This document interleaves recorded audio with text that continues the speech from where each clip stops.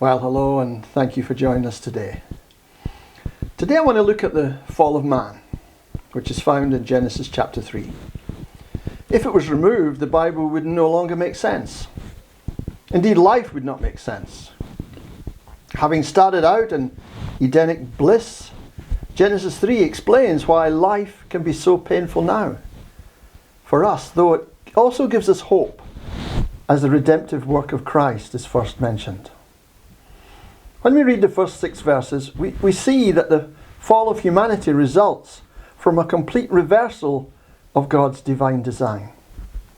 Rather than go to the man, Satan approached Eve, who took the initiative, with Adam following her lead in breaking God's commandment.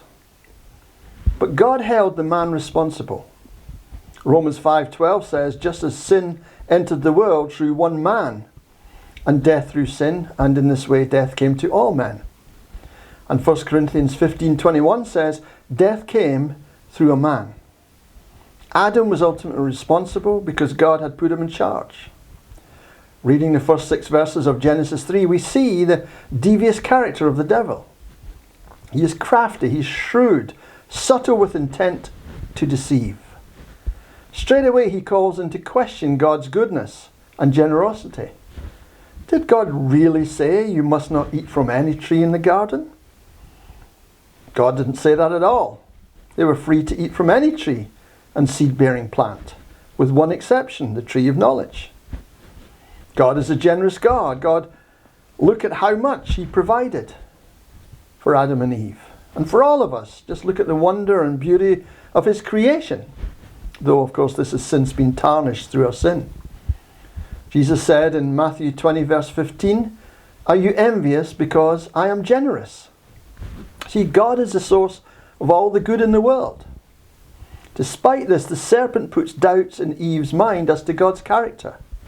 And Eve begins to enlarge the prohibition God had placed on them. In her mind, God's limitations are increasing in significance. The serpent seeks to tone down God's threat of punishment. You will not surely die. Eve's view as to the consequences of sin is being weakened. The message he gives Eve is God is not only withholding good things from you, he's lied to you.